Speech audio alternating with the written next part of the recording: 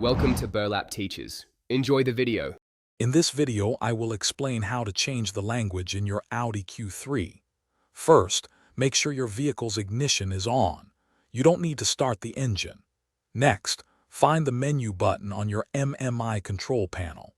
It's usually a prominent button among the MMI controls. Pressing this button will take you to the main menu, where you can begin adjusting your car's settings.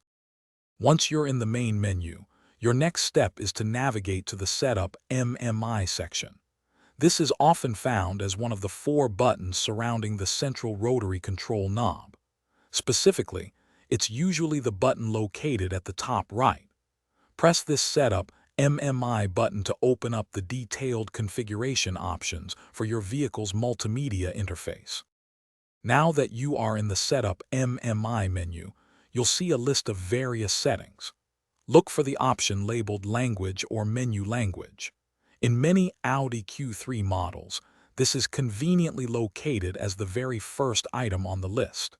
Use the large rotary control dial to scroll through the options until Language is highlighted, then press the dial to select it. After selecting the language option, your MMI screen will display a comprehensive list of all available languages. Carefully rotate the central control dial to browse through these options until you find the language you wish to use.